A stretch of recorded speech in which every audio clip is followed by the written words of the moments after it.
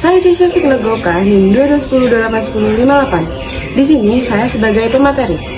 Kali ini saya akan membahas tentang manajemen pemasaran olahraga. Apa sih manajemen pemasaran olahraga? Manajemen pemasaran olahraga adalah suatu proses merencanakan, mengembangkan, dan melaksanakan strategi pelayanan yang berhubungan dengan olahraga. Adapun beberapa aspek yang mencakup di dalamnya, yakni yang pertama, analisis pasar. Analisis pasar tujuannya yaitu melakukan riset pasar untuk memahami siapa target. Dan yang kedua, ada pengembangan produk, yakni tujuannya untuk memilih produk yang dipasarkan seperti tiket atau merchandise team dan konten olahraga lainnya. Yang ketiga, ada strategi harga, menentukan harga yang sesuai untuk produk layanan olahraga seperti daya beli konsumen dan strategi pesaing. Dan yang keempat, ada distribusi. Tujuannya yaitu untuk mengelola para distributor produk layanan, misalnya saluran penjualan tiket online dan siaran media. Dan yang terakhir, ada promosi dan iklan, yang tujuannya yaitu dimana untuk melakukan kampanye atau promosi untuk menarik perhatian dan termasuk melalui peningkatan sponsor media sosial atau iklan televisi. Assalamualaikum warahmatullahi wabarakatuh. Perkenalkan, nama saya Regita Jaya Maharani dengan NIM 2210281029 dari kelas A. Di sini saya sebagai pemateri dan menyampaikan beberapa materi, yaitu manfaat perencanaan strategi pemasaran untuk bisnis kamu, yaitu 1. Strategi pemasaran dapat membantu kamu dalam mengetahui sejauh mana kemampuan perusahaan saat itu untuk mengungguli kompetitor. Yang kedua yaitu strategi pemasaran dapat membantu bisnis kamu untuk dapat dikenal oleh masyarakat luas. Yang ketiga, strategi pemasaran dapat membantu meningkatkan penjualan bisnis kamu secara signifikan. Selanjutnya, perencanaan strategi pemasaran baik pemasaran dengan baik dapat dilakukan setidaknya ada 5 tahapan yang perlu kamu lalui, yaitu yang pertama, menentukan target pasar. Yang kedua, melakukan analisis SWOT. Apa itu SWOT? SWOT merupakan kepanjangan dari strength, yaitu atau kekuatan. W-nya adalah weakness atau kelemahan. Selanjutnya yaitu opportunity atau kesempatan, dan threat ancaman. Yang ketiga yaitu menentukan tujuan dari kegiatan pemasaran. Tujuan tersebut tidak hanya untuk meningkatkan penjualan, namun juga dapat menerapkan kegiatan pemasaran untuk meningkatkan brand atau bahkan sekedar menjaga hubungan dengan customer. Yang keempat yaitu menyusun strategi pemasaran. Dalam hal ini, kamu perlu menggabungkan seluruh informasi yang didapat untuk kemudian diolah menjadi strategi pemasaran yang tepat. Dan yang terakhir yaitu melakukan evaluasi. Manajemen pemasaran olahraga bertujuan untuk mempromosikan olahraga dan menciptakan nilai guna bagi pihak yang terlibat, contohnya seperti atlet, kemudian sponsor maupun penonton. Elemen-elemen manajemen pemasaran olahraga boxing sendiri yaitu yang pertama ada produk.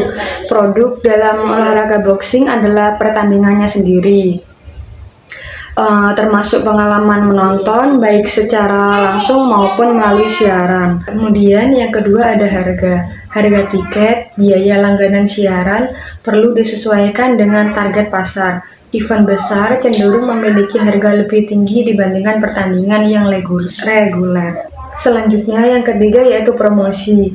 Promosi sendiri menggunakan media sosial, kemudian mempromosikan pertandingan melalui iklan, konferensi, dan juga video, kemudian memanfaatkan figur atlet sebagai brand ambassador.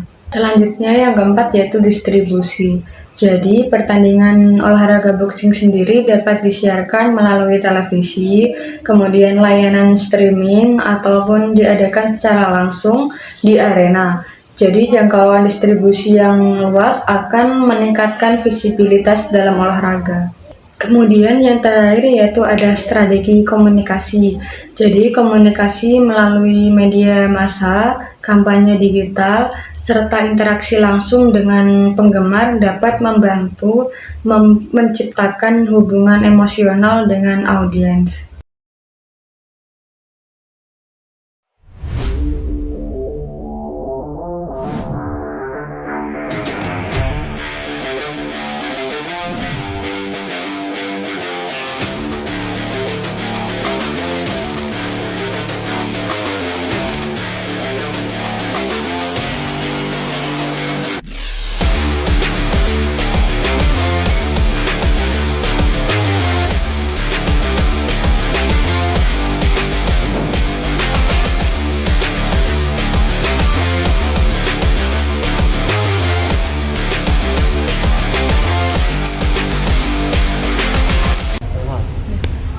Kali ini aku lagi bersama dengan Ko Michael Akira sebagai pemilik dari Jember Combat Club dan juga Ketua IBCA MMA Kabupaten Jember. Halo Ko. Aku mau nanyain seputar tentang manajemen pemasaran olahraga. Nah, di Jember Combat Club ini ada olahraga apa aja sih Ko? Ada boxing, muay thai, jiu-jitsu, dan kikusin karate. Nah, visi misi dari Jember Combat Club ini apa Pak? Ya saya ingin Jember bisa salah satu saya ingin JCC ini bisa jadi powerhouse, combat sport powerhouse, di mana yang bisa mencetak atlet-atlet yang berprestasi di nasional sampai internasional ya. Dan untuk yang nggak menjadi atlet, ya saya ingin mereka ini yang member di sini menjadi kompeten. Jadi nggak perlu bertarung jadi atlet, tapi at least mereka kompeten dalam bidangnya. Ada brand atau citra tersendiri yang ingin diciptakan dari Jember Combat Club nggak so? Saya ingin Jember Combat Club ini jadi tempat dengan fasilitas yang terbaik, program terbaik, service terbaik dari coachnya, dan juga orang-orang bisa melihat kalau mau latihan olahraga yang benar, latihan bela diri yang benar, jiu-jitsu, muay thai, boxing, karate yang benar, ya cuma di Jember Combat Club. Ada target pasar tersendiri kok? Kalau target pasarnya dari awal aku buka, aku sendiri nggak menargetkan siapa-siapa ya, karena di Jember ini masih terkesan baru dan saya ini bisa dibilang satu-satunya di sini. Ya nggak satu-satunya sih, ada yang lain, tapi bisa dibilang mereka asal buka aja lah. Jadi saya nggak nargetkan target pasar yang spesifik itu, jadi ya saya cukup percaya diri. Nah, dalam pemasaran ini kok memanfaatkan bidang apa aja? Kayak digital, non digital atau keduanya menggunakan itu? Untuk pemasarannya sendiri via digital ada dengan membuat konten dan menggunakan beberapa influencer, tapi lumayan susah ya, karena influencer yang khusus olahraga itu sedikit di sini. Dan sempat coba untuk influencer yang non olahraga, hampir gak ada efeknya. Dan untuk offline-nya sendiri, kebetulan saya punya beberapa titik baliho, jadi saya pasangnya itu, tapi jujur aja sedikit efeknya ya. Jadi pada kenyataannya yang paling efektif tuh dari mulut ke mulut, dan mau menunjukkan kualitas yang bagus, orang-orang merekomendasikan kamu, ya mereka datang. Nah, untuk mengukur efektivitas dari cara pemasaran itu, Koko ngelakuin apa? Kalau ukurannya sendiri, saya kalau ada member baru pasti tanya, kamu tahu tempat ini dari mana? Kebanyakan tahu dari Instagram karena saya buat konten sendiri. Mungkin karena algoritmanya Instagram ya, nggak ada yang dari lihat baliho di jalan gitu. Baliho tuh selama ini saya cuma tahu di bawah 5.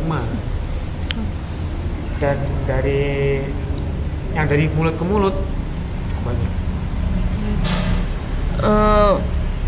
Untuk strategi pemasangan harga itu apa yang kau lakukan? Untuk strategi pemasangan harganya sendiri, ya itulah, saya kembali lagi, karena saya ini masih satu-satunya ya, tapi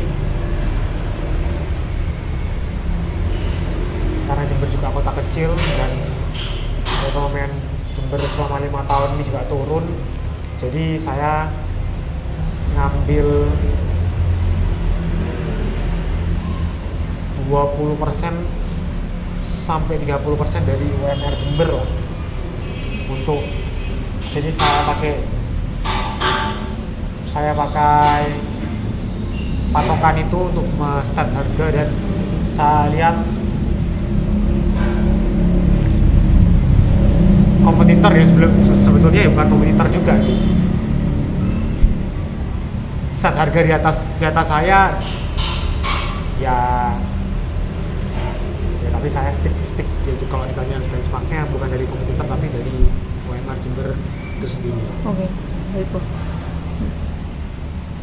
Nah, untuk tantangan yang Koko hadapin selama menjalankan Jember Combat Club ini apa sih Ko? Tantangannya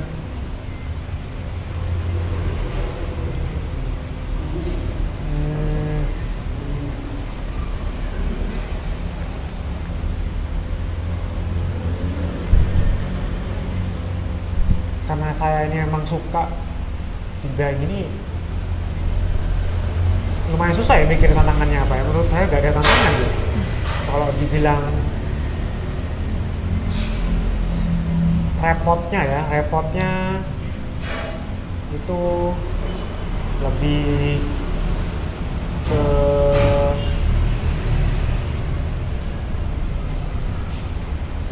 awal-awalnya lebih ke pelatih ya, soalnya beberapa kali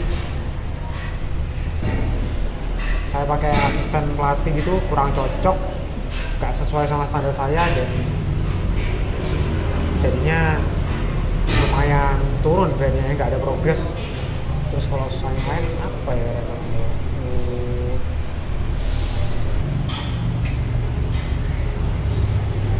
ke beberapa member yang ruwet aja sih, kayak karena saya di sini belum pakai sistem ya, mau pakai sistem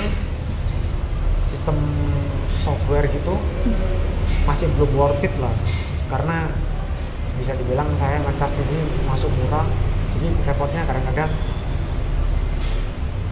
ya orang lupa bayar, terus ditagih dia merasa masih ada membershipnya gitu-gitu aja. Nah, untuk Koko selama membuka Jember Combat Club ini kan ada mengumpulkan data-data untuk pelanggan gitu. Nah, untuk mengelola data mengenai pelanggan itu terus untuk diterapkan untuk strategi, ada nggak strategi khusus? Mungkin kedepannya saya pakai ya.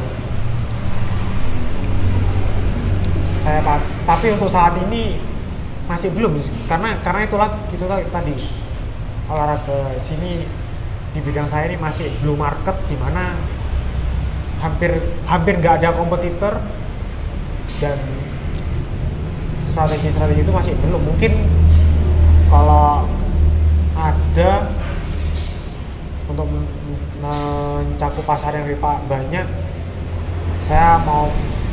mungkin saya pakai promo ke data member yang sudah ada, supaya narik mereka untuk latihan lagi atau ya belanja lah di sini.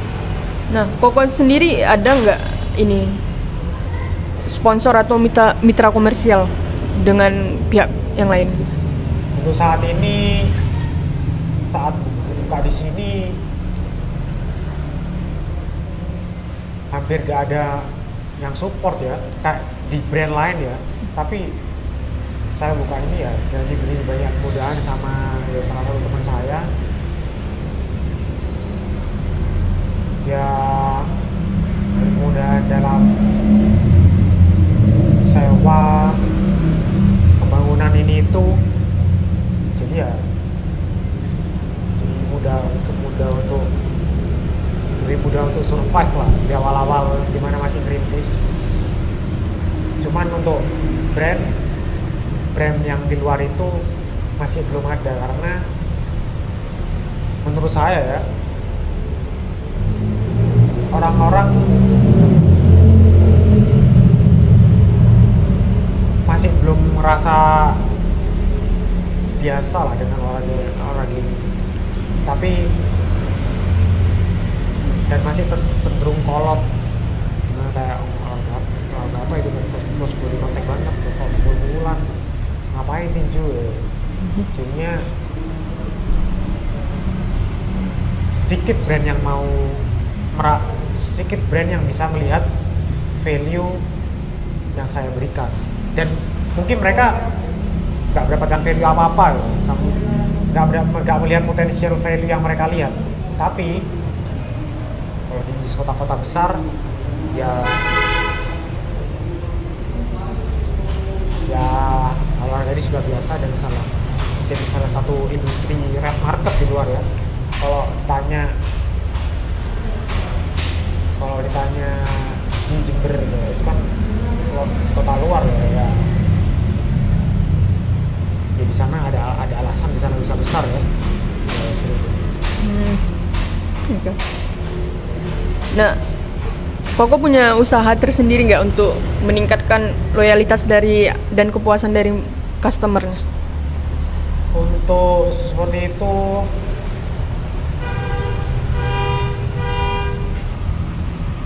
ya saya ngelatih ya tiap hari saya improve. Jadi moto ada pepatah yang bilang limited coach, limited fighter. Jadi kalau saya berhenti berkembang, belajar dan berlatih, ya yang saya berikan ke member saya bakal limited lah. Jadi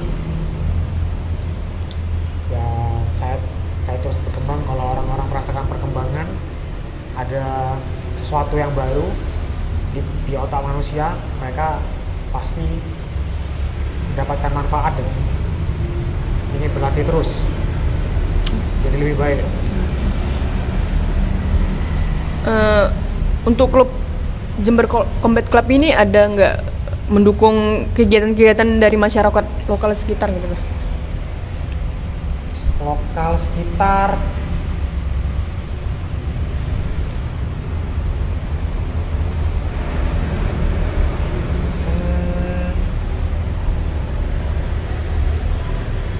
untuk saat ini sempat di Lipo Mall waktu itu ya, tapi sepi ya, kurang marketing lah ya. Tapi saya kalau ada di undang-undang seperti itu, saya pasti mau berkontribusi lah. Terus sebelumnya ya kayaknya itu aja ya selama ini. Mungkin itu aja untuk hari ini. Terima kasih kok.